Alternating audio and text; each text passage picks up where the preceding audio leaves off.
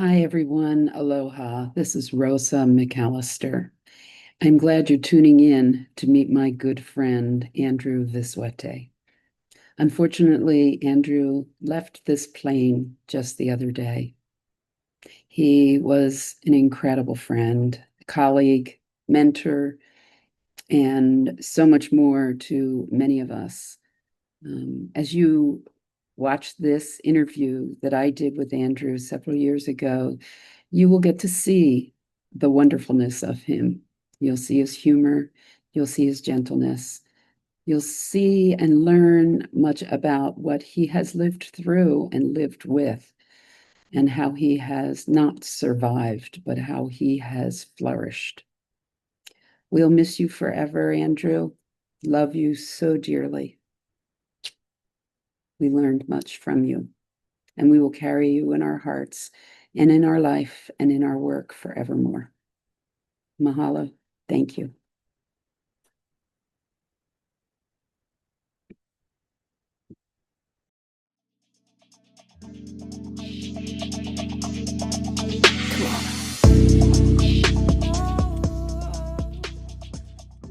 Aloha, this is Rosa McAllister, and welcome back to On Being a Service Warrior, interviews with the firewalkers among us. Those who have had their struggles and yet have chosen to come out the other side into lives of service for others. Click subscribe and tap the notification bell to keep up with future episodes of this ongoing series. If this is your first time joining us, don't forget to catch up with other episodes in this series, as well as other offerings in Network's YouTube channel. Mahalo, thank you, and always remember you are the light. Be the light.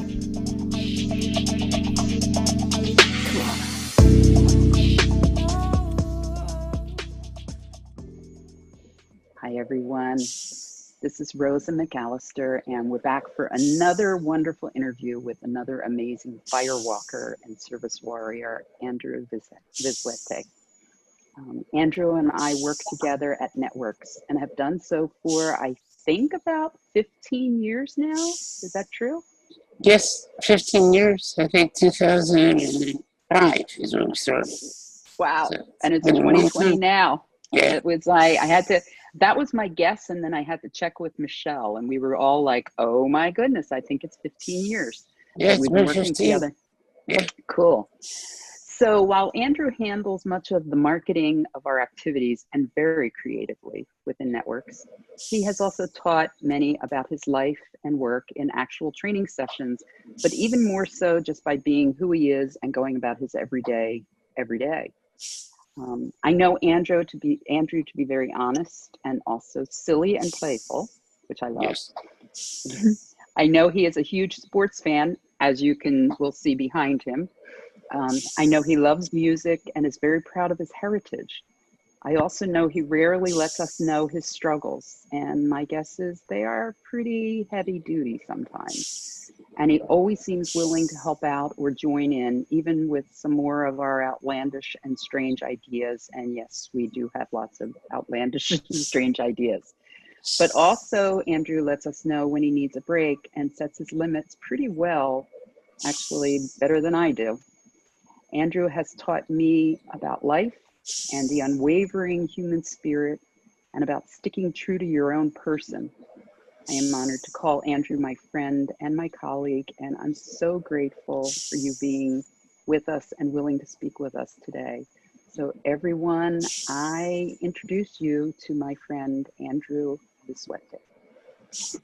Hello, everyone.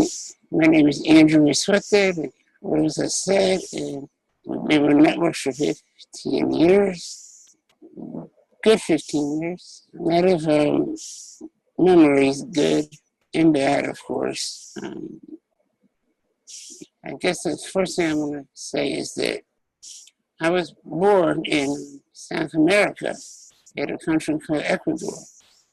And we moved here in 1985 when I was 6 because my brother and I were diagnosed with Duchenne muscular dystrophy. So we figured the United States was the place to go for medical benefits.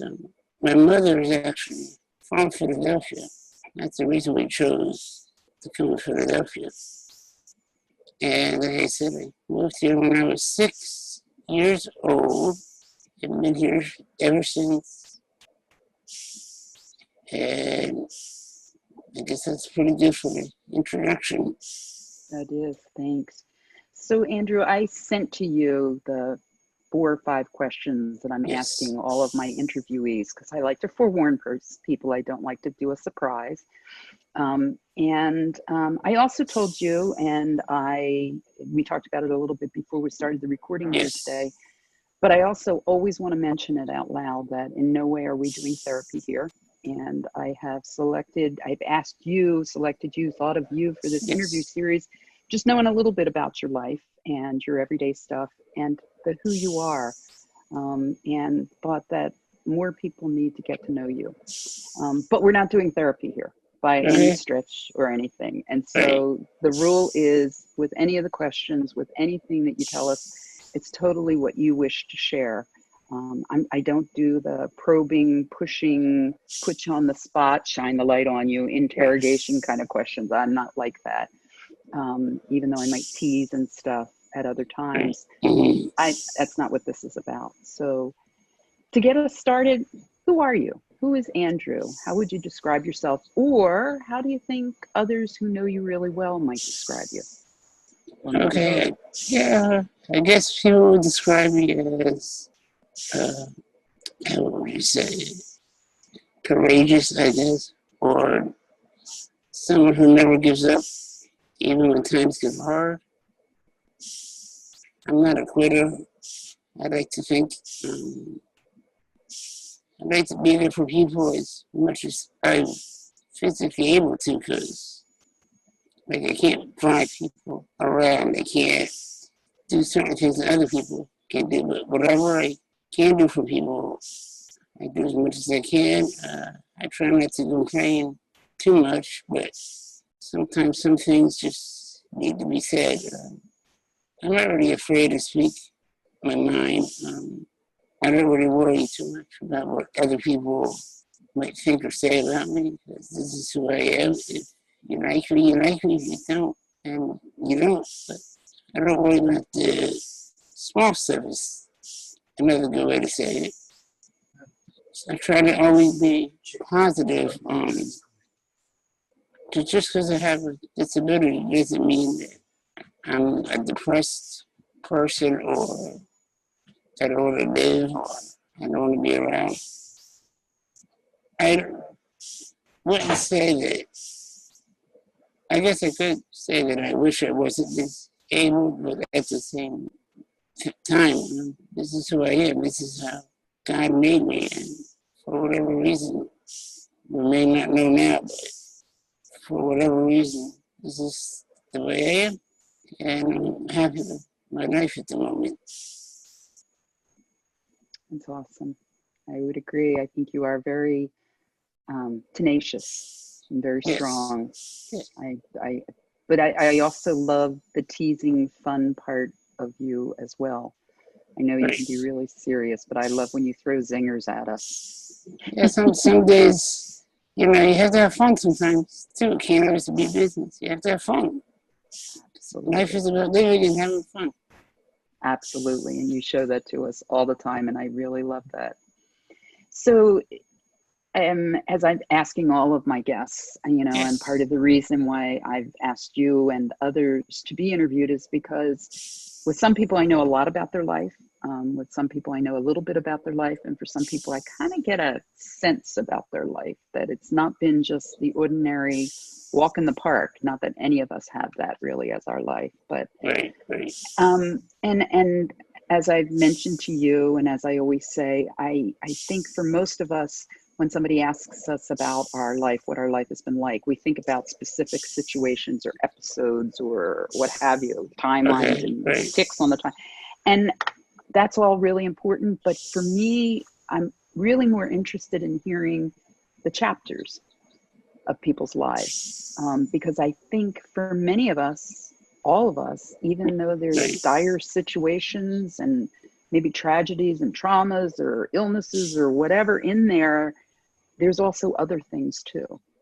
And so I'm curious, thinking back with you, what have your chapters been? What has your life been about that's brought you to who you are today? Chapters, let's see, maybe 3 or 4, maybe 5 I can think of at the moment. The first one, like I said a little bit earlier, was that I was born in a foreign country. I was diagnosed with my condition there, and we moved to Philadelphia. It was a big move because we had my mom, dad, my brother, and I had to move here. We didn't speak English at the time. We didn't have anywhere to live at the time, so it was a big risk for my mom and dad, basically. The good thing was we had family, my mom's family in Philadelphia. They were a big help at the beginning. We stayed at the Ronald McDonald House for a week or two, and we were able to get an apartment. We lived in West Philly for a while. Then we moved up to the Northeast. So that could be considered my first chapter. Then my second chapter, I guess it could be, medical stuff. Like I've been through a lot of different surgeries, hospital stays, pneumonias, all kinds of things. And that's another chapter that is a big thing. Going through all that stuff has made me become as positive as I am at the moment. Because in my younger days, whenever I had to do any medical procedures, I was like, I don't want to do it.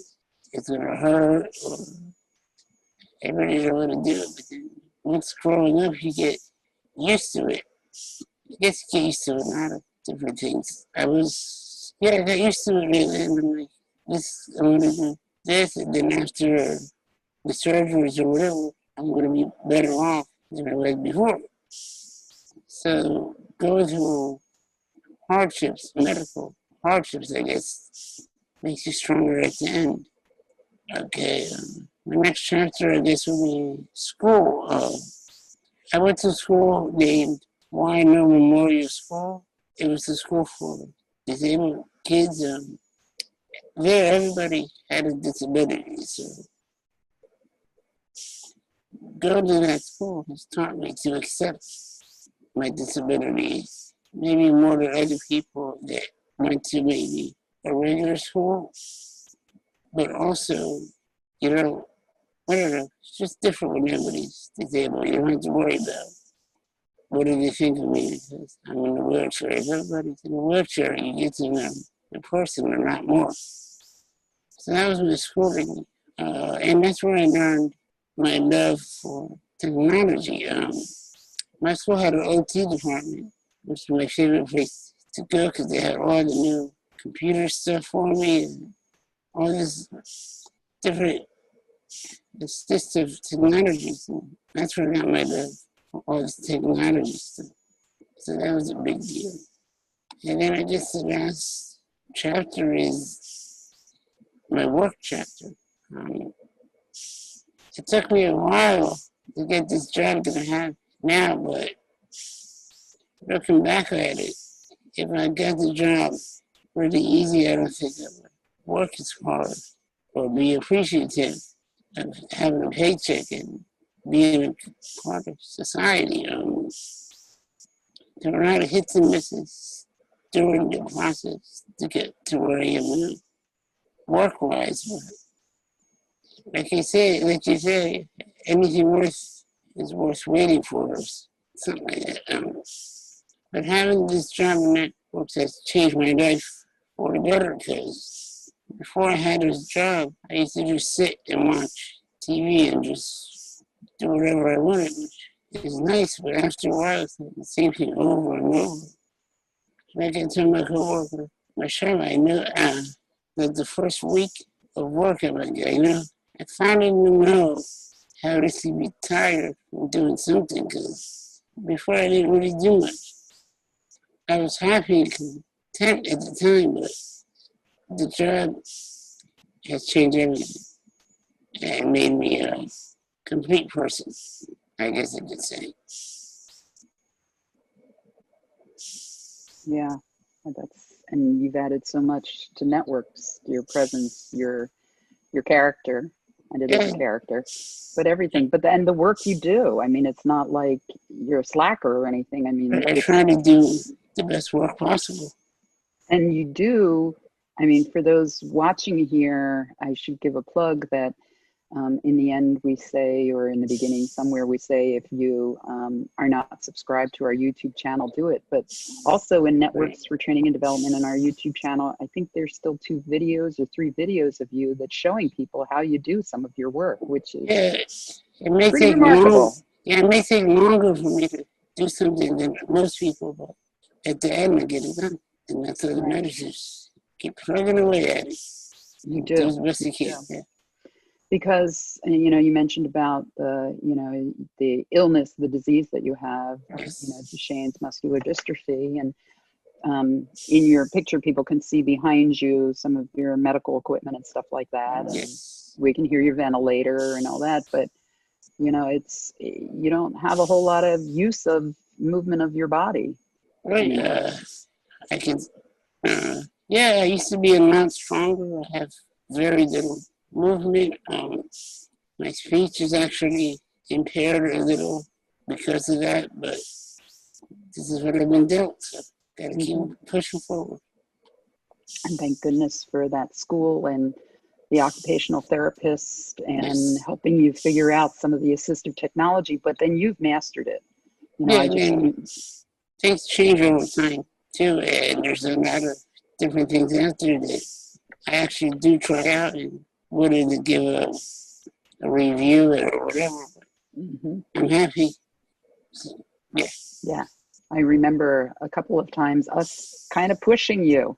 Hey, why don't you try this? Some eye gaze, excuse me, eye gaze software and stuff like that. And it was clear that you were not thrilled with the idea, but you gave it a run. Yeah, I And have then to at you least gave try. us, yeah, but not everybody does. And you Right. did. And then you gave us a review that Yeah. no, and we got it. And we backed Yeah. off and said, okay, that was And really maybe in the helpful for future I us. have to try something else, but you do what you have to, you do what you have to do. I know, I know. So all of these life experiences, I'm wondering if I can just go back to your first chapter. Do you remember much about Ecuador and being a little guy there? Well, I remember the Andes Mountains being beautiful. I remember the weather. I remember the house that we lived in. But besides that, not too many memories. Because I was 6 when we moved here. Wow. Yeah, And yeah, I can speak Spanish. That's still with me. that's And great. I actually use Spanish with networks sometimes, translating different things, or making flyers to 2 Right. languages, which is another thing I bring to the table. That's right. You do, because I don't think there's Yes. anybody else within our group that speaks Spanish other than you. Yeah, not that I, No. So you're right. So I'm wondering, what would you say are your driving passions or your mantras for living or your, I don't know. okay, yeah, I see what you mean. Well, the whole thing goes back to when I was diagnosed. They told me that I would only live to be 16 to 20 years old. And Wow. here we are today, and I'm 41. So one of the things I always said to myself, I want to live, I want to be the person who has my condition to live the longest. I want to break the record. I want to be in medical books, explaining to people that I live to be whatever. Uh, I would have to be 60, at least age to 60. I think it's a good round number, but compared to what the doctors told me when I was younger, it's a big thing. What else can I say? It's my mantra for living. Never give up. It's another one of my things. Can't quit. uh, you don't always have to look at what you can't do. You should look at what you can do and do to the best of your abilities. And I guess be there for people, love one another, and just try to stay positive. I'd say you live those all pretty well. I think they're all pretty telling about you. Yeah. And I can't imagine being a little guy and hearing the prognosis of life only to 16 or whatever. And I remember Mike and I being at your 30th birthday party. Yes, it was a big deal. It was a very big deal. I remember, and I remember the impact of that really hitting me. What a big deal it was. And that was 11 years ago.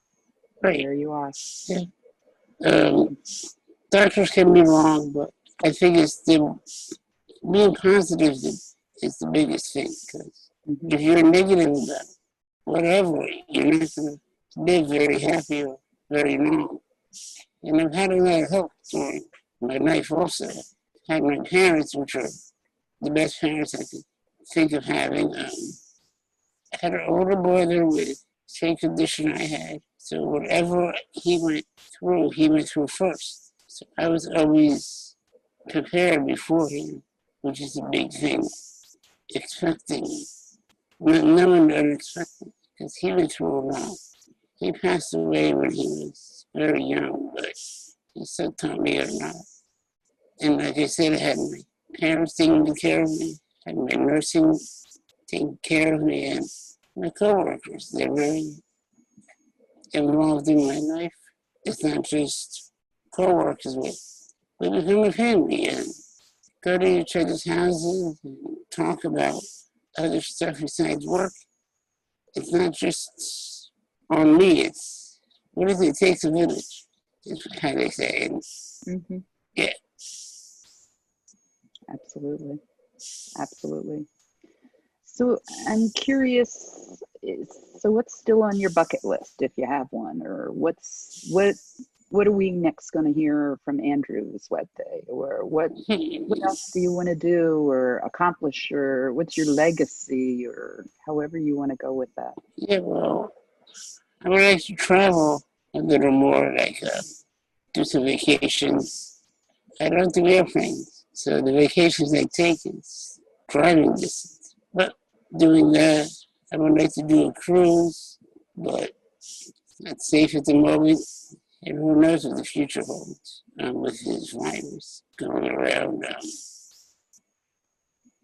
Just keep on working, I guess, and maybe do some more trainings or podcasts or help people become better people. I don't know. Take it day by day, I guess you could say. Not look too forward to the future because you never know. Just try to stay positive and live as long as I'm supposed to. Because when God says it's time to go home, it's time to go home. And just live on and keep pushing forward. Yeah. And I think God has knocked at your door a couple of times, but yes, I almost get this. Yeah, but I almost get the sense that you said, not yet. Yeah, that too. I'm not a quitter. I just said I just don't do that. It's not in my blood. So as long as I'm breathing, I'm happy. Yeah, I would agree. So I definitely see more travel. I love that idea. And yeah, as much as I would love for you to get on a cruise ship, especially to take a cruise out here, visit me, because my place is accessible. You're welcome here whenever you can get here. Wheel on up. Never know. I know, but yeah, for somebody who might be watching this in a few years or whatever, it's March. Well, it's now April of 2020, and we're in the thick of the coronavirus. I don't know what it's going to be called in the future, but it's we're all kind of on lockdown. And we're making history, basically. We're living history right now. Yeah, we're in the midst of it right now. And luckily for us within networks, we're pretty virtual anyway. We've always been, and now we're even more so. So it's kind of we're hitting our stride. We're not like a lot of people freaking out and trying to figure out how to do it. We've been doing it. I think especially you and I probably have been the most virtual of all of us. It just takes some time getting used to it, but people get used to anything. So, we're doing good. We're doing it. Yeah. So I'd like to go back to the first question that I asked you after talking all this other wonderful stuff through. So who is Andrew? I would say a positive non-quitter would be the way I would describe it. I like it. I like to have fun. I like to live, just, I'm happy. And I love the smirk. It's awesome. So I'm just going to throw this in here. And I don't know if it's possible to add it in here, but I know you and your music, and I'm wondering if you want to, I'm going to add you in as a co-host. And I don't know, you want to give us some tunes before we leave? Something that says who you are? Sorry, I'm throwing you a curveball. I guess we could, if you give me a minute. Sure, I'll keep chatting away. You know me. I can talk till doomsday. No, this has been really wonderful, and I really so appreciate it. And I got to give not only kudos to you, but to your dad and to your various nurses who are just, to me, the epitome of what support should look like. They're wonderful and caring, but they're also so invisible. And you are totally in charge, and even when they're present, it's almost like we can't see them or anything because they're just there for you and they're not sharing the stage at all. Right, they're just there to take care of me. Yes. I know, so that you can do your thing. And I know that they didn't just come by that themselves. I know that you have made that happen, and I give you major applause for that, because you and I both know a lot of people that their supporters steal the stage all the time. Yes. All right, I think I found a song I want to hear. Do it. I'm curious to see what it's going to be. Are we going to do a dance break? We like to do a dance break every now and then. No, it's more serious. Okay, good. Okay. We'll take more serious. It's on YouTube, but it's a commercial. Oh, this is YouTube. New. Okay. I probably don't know it. Yes, give me a second. Okay. How's the weather there, by the way, today? While we're nice and sunny. It was good? Windy earlier. It's like 70 degrees. Yeah. Yay! Warming up. Yay. And I've been getting pictures from friends. Springtime in Pennsylvania. Oh, it's so pretty. Lots of things happening. Flowers blooming, trees budding, birds chirping, people getting outside, even though they might be getting out with masks on. Yeah, my dad's been going out a little bit here, a little bit there. He has to shop for food, you know. Right. But he's got to be super careful, too. We all do. He is. I'm sure he is. I'm sure he is. All right. And you're surviving without all the sports, because right now, again, for those who might be listening in, everything's canceled. Yeah. Stores are closed, except essentials, and definitely any large gatherings or any gatherings at all. So all sporting events are done. And I know that's taken a major toll on you. Yeah. Sports is a big part of my life. I love the sports. All right. So of all the sports, what's your top? The top, I guess, would be American football. Oh, really? By soccer, yeah. Yeah, I thought it might be the opposite. I thought soccer might be American football. I don't know why. It's always been that way, but soccer's a close second. All right. And your favorite American football team? The Philadelphia Eagles, of course. I knew that. And your favorite soccer team or international football team? I don't really have a favorite. Any of the South American countries, basically, because I'm from South America, so of course. But I don't really have a favorite infielder in soccer. It's a little different, I guess. Football is the number one here, but nothing to watch. Yeah. And again, sorry I threw you this curveball. I should have warned you, but as I'm thinking, oh my gosh, we have a couple minutes. Yeah. All right, should be up any second now. So for those of you who can't guess how Andrew's doing it, he's not doing it just as you or I were doing it. He's doing it still with your right thumb. Yeah. Oh, and you figured it out for us the other day. Yeah. Screen. I figured it out. Yeah. You're amazing. I'm so glad you taught me that. All right, now it's... Cause I know that you feel me. Yes! You're the closest to heaven. Absolutely. Actually, this song I consider my theme song. All I could taste is this. You have this as part of your sign off on your email. Yeah. Yep. It's a great song. It's you, Andrew. Sooner or later it's over. I just don't want to miss you tonight. And I don't want the world to see me, cause I don't think that they'd understand. When everything's made to be broken, I just want you to know who I am. That is so you. Yeah, so the song says, I don't want the world to see me, I want them to know who I am, because obviously I'm in a wheelchair and people see that first, but at the end I wish they would just see me, the person. And I think for the most part, the people I know and know, they do that. But that's my song. You got me going. It's you. It's so you. Thank you so much. Oh my Thank you, goodness. Rosa.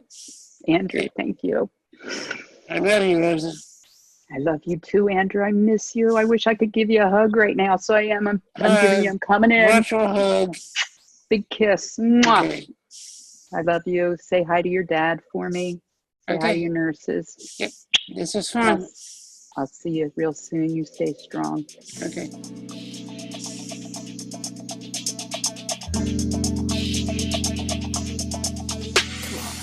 This series on being a service warrior is brought to you by Networks for Training and Development Incorporated via funding by the Philadelphia and Northumberland Counties Behavioral Health Intellectual Disability Services in Pennsylvania, and with the help of Joe Sterling of Joe Doggy Productions, Waikapu, Hawaii. Many thanks to all our guests and fellow firewalkers for sharing their wisdom, learnings, and joy with us.